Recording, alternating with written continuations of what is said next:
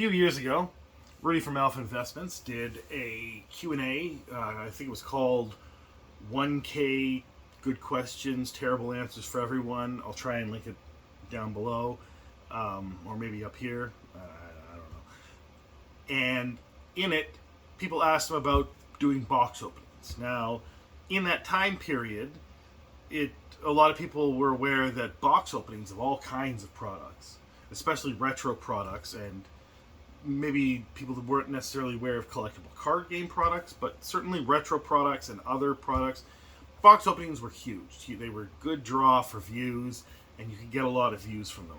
Nowadays, I think it's really cooled down, and people are less interested in box openings, or at the very least, they've moved over to whatnot.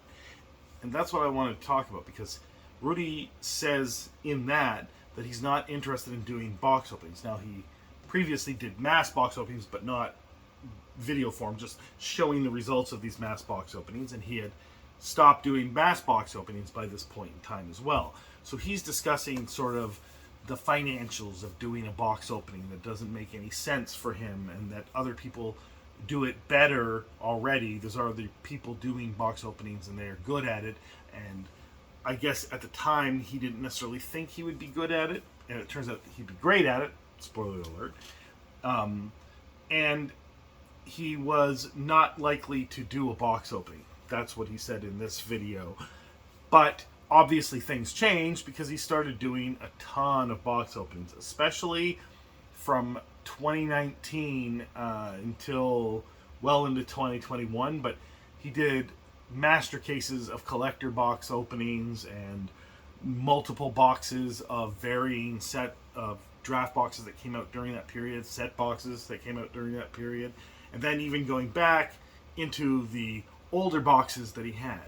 Now, what changed was, I think he invented a new model that whatnot streamers use today, that other YouTubers use today, that have access to distribution, or even ones that don't have access to distribution, is that they sell the box to someone first, or sell the box to several someones and divvy it up to them, so that the cost of the box is not the person that is opening them up on video.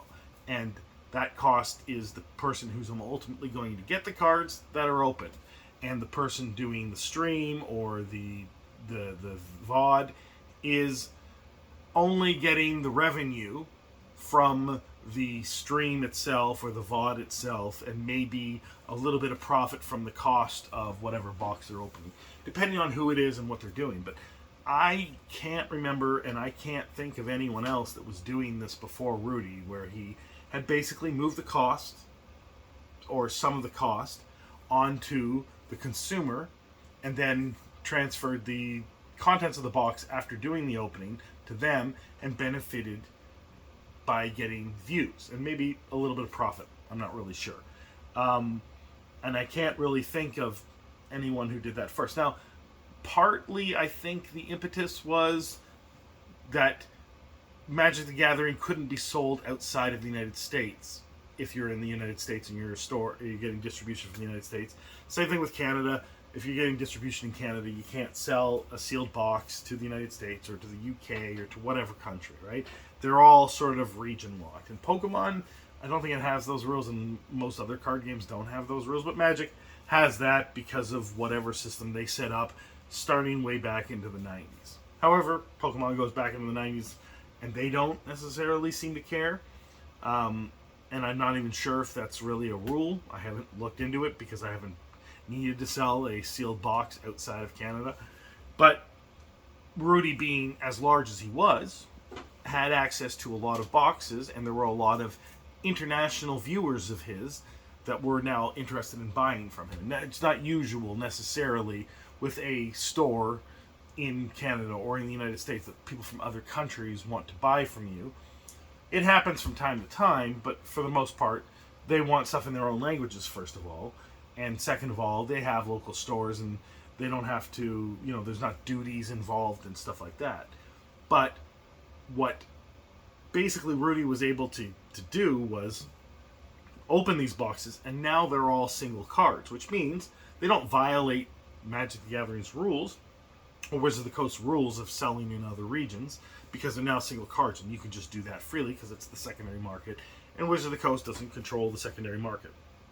And those were the two things that kind of were the impetus for him doing these box openings, was being able to sell outside to other regions of his patrons, to his patrons, and then also moving the cost from himself of doing the box opening onto someone else. Now, he didn't keep, if he had kept the cost himself, he would have kept the cards, and then he would have moved them onto his eBay and sold the singles or whatever.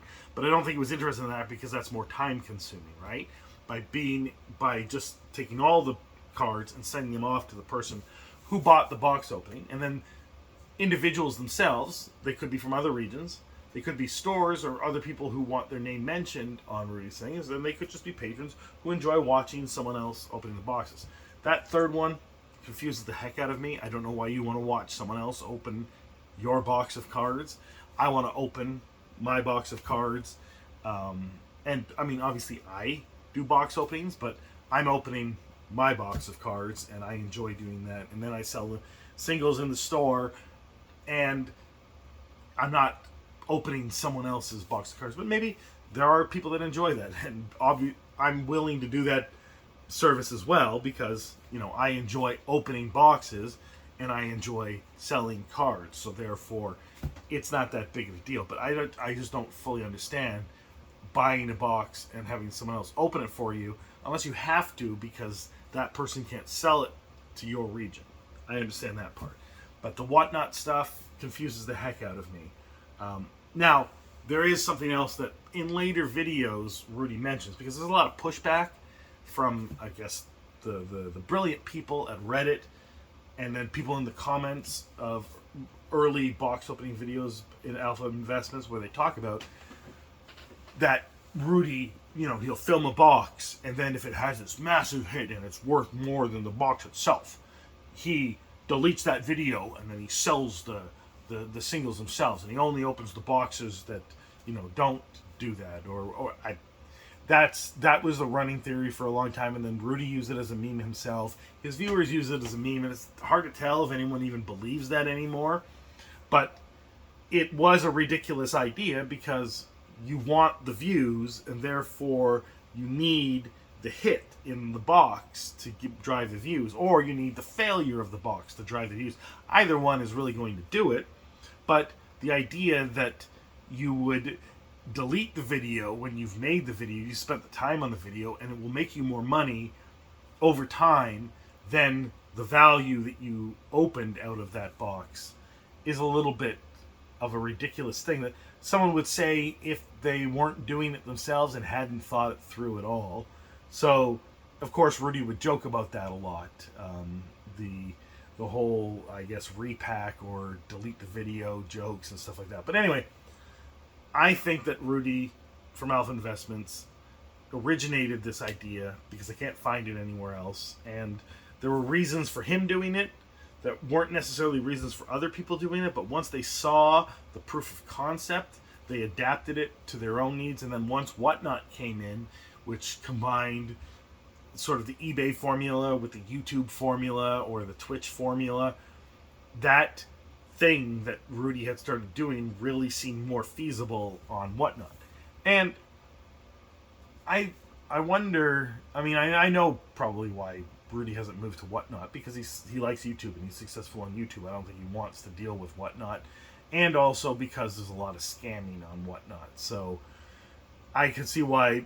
I mean, I'm not particularly eager to move to Whatnot either, and I haven't really bothered. I signed up for Whatnot, and then they wanted a bunch of this information, and I'm like, I don't really feel like giving that information to them. I don't really feel like going through this process. I was signing up to a lot of things like distributors and, you know, having to get my tax stuff ready and all this other stuff where you're compiling a bunch of information about your business and then sending it off, and they all want it in different types of ways and different types of formats.